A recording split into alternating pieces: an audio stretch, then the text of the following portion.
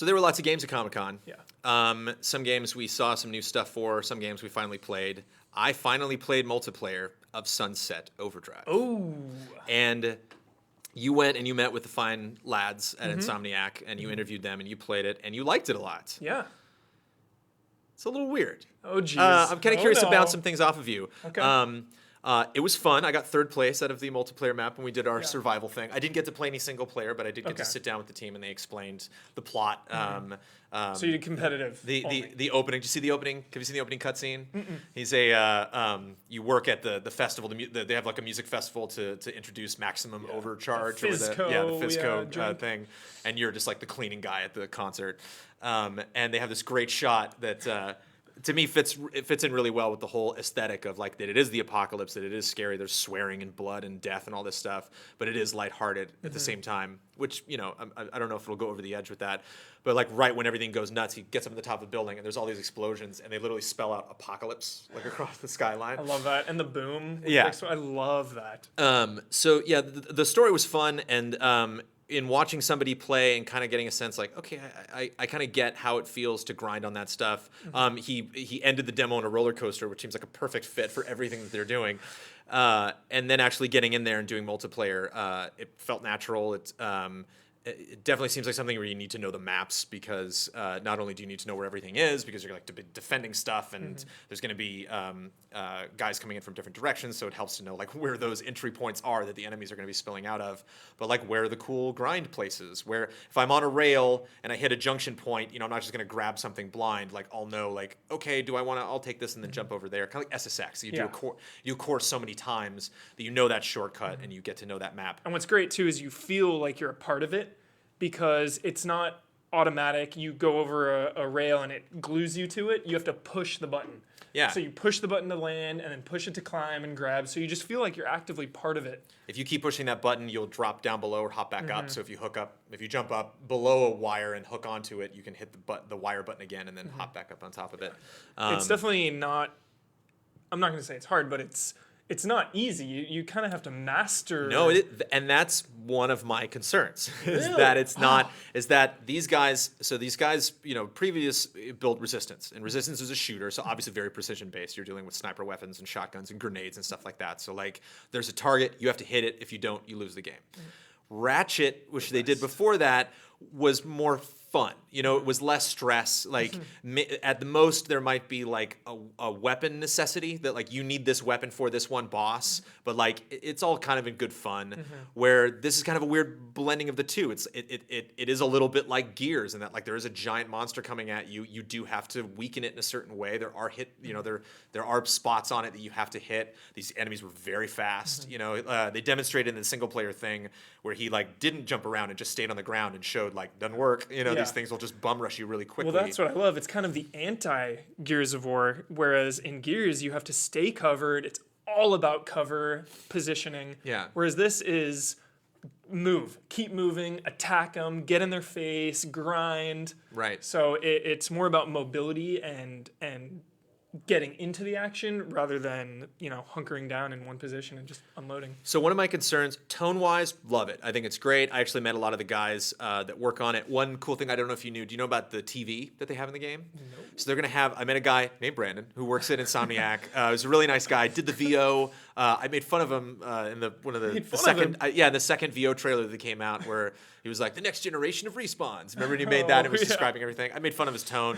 I didn't believe he worked at Insomniac, and like sure enough, there he was.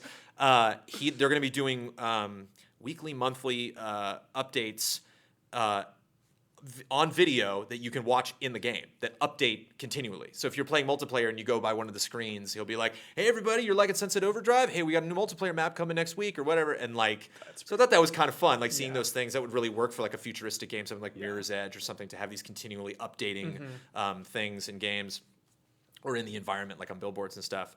My worry is precision.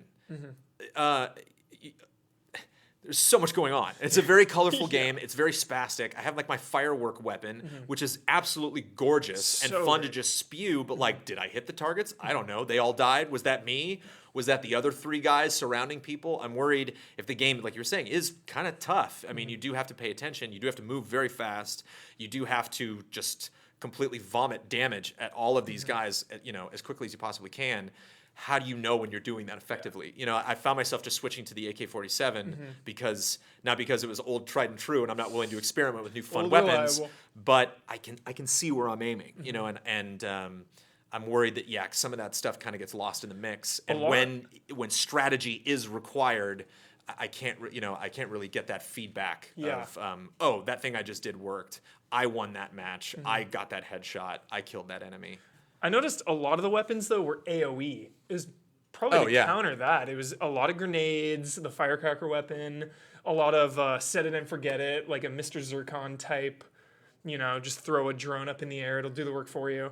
So I'm wondering if that's to counter just there's so much going on. There's so many things to hit. And like the AK is single target. So maybe that's why you're having problems with it? Yeah, again, I got third place out of the crew. Was it 8-player? Was it competitive against other humans or like a horde mode? It was horde mode. Yeah, Oh, okay. It was the trailer that they released. I can't remember. It's like midnight run or something. I think they're like always at night. But it was you have your vats of overcharge and they try to get it. And there were 2 different locations that they would clamber towards. And I mean the big guys were easier because you had like a freeze weapon that would help, And so there were certain weapons I guess that you get used to. You can't use weapons for a certain amount of time. They have a cooldown, so you can't just like spam one weapon. You like have to get used to switching. And if you know where things are and they have a radial weapon dial, if you know where they are, it's super easy to switch between the weapons. I'm just worried about gameplay variety and enemy variety. What more can you do than here are a bunch of enemies, grind around, and all the enemies look like the grunt or whatever, the like pale pink skinned grunt. There's the Herker, which is a bigger version of that with like the claw. Yeah. But killing the same enemies over and over, is that going to get old? Did you see any new enemies? No, they talked a little bit about the factions, which were kind of funny, and maybe those will like help spice things up. That you get different people, maybe like in the environment. Definitely played up the customization, of that you can do of your character, so that helps in multiplayer. That you can change like who you are. They definitely wanted identity, to be a part of it. They did mention in one of the trailers, they did throw some art up of other crazy stuff. So like maybe there are different enemy types that they haven't announced yet. How important of a game do you think this is for Insomniac and Microsoft, Xbox One? It was one of the biggest things they had going there. It definitely was the biggest, longest line. People definitely wanted to check it out. Maybe that was because it's going to be really popular for them, or maybe that's because people were just like, I've heard so much about this, I got to get my hands on it. I don't know. I mean, if this fails for Microsoft, is that a huge dagger? It is one of their exclusives. Big exclusives. I don't know. I think I don't see it being like bad for Insomniac because it's not such a departure, because it makes sense to me much more than Resistance did. It seems like, this is what you guys do. This is what you should be making games like this. Pure fun. I was actually surprised when I sat down for the single player thing. They were kind of explaining how they thought up the what they wanted to do specifically with their version of the apocalypse. And they were saying after Resistance, they're like, man, if we made one more game like that, we're going to kill ourselves. So we want to do something a little more lighthearted. And I was like, wow, that's actually more thought than I figured you guys had going into this project, because it just screams Insomniac. It's like, this is what you guys do. So you would have this kind of vibe if you did anything third-person crazy weapons. But so I don't think it's going to hurt their brand. I don't know if it's something that will be as successful that they can make a franchise out of it. But it was fun. I mean, it was frantic. I'm glad that there is a separate multiplayer component. They said that you go into phone booths, I guess, to and you can, or like ATMs or something. There's some kind of terminal that you go to that you can access anytime in the single player game. You're just like, okay, I'll jump in and do multiplayer thing. There just seems to be a lack of hype and enthusiasm for it. And it's Insomniac. It's a huge studio. They make great games, and it's an exclusive title. Why do you think the hype has been pretty much non-existent for this game? And it plays well. It's fun to play. Yeah. But it just seems like nobody cares. One thing that is a little weird to me is the fact they called it a mature game. And I got to admit, like the beginning was so funky. It was like they start out and the guy's on stage and everything's played up like so much, and he's like, "Yeah, we're giving out overcharge, everyone party!" And a guy like does a shoot to like throw his can away, and it like bounces off the main guy's like head. And it just had this like. I don't know, like an 80s comedy of just kind of like this guy's like down on his luck and then like has to like save the world or like save his city. And then he said fuck. And I was like, whoa. Like when he said it, it just seemed weird. It seemed out of place. I was like, oh yeah, that's right. This is like an adult game. So I think there's like a little bit of, I talked to the team at the Xbox party a little bit about tone. It's like the issue that I had with the trailer. So like, I think the game looks great. I love the gameplay. I love everything that you're saying. It's just the tone of it seems a little weird. It doesn't seem like an adult game. It does, they're not zombies. They're little pink goo blowing things. So it doesn't seem like it has that like rough edge that you normally associate with a mature game. So I think kind of an identity crisis. I think that's it, and maybe that's something that when people get their hands on it for preview coverage or something, and they finally say like, oh, okay, I've finally gone in and done everything, and boy, this is really fun, and it's just fun to play. Yeah, and it is something if you compare it to something like Watch Dogs that is very serious when it approaches its open world. And a lot of people were saying like I couldn't connect with this main character because he took himself too seriously. Well, this guy doesn't, and whether there actually like is a plot and there actually is, you do want to take down Fizco and you do want to like destroy some of these bosses. If you're not that into it, it's not, the game's not going to require you to be. So yeah, I'm curious. So you're still super hyped about this? Yeah, I mean, Ratchet and Clank is one of my favorite games ever. I love Resistance. So, and then, I played it at the event and it was just fun to play, so I'm definitely looking forward to it.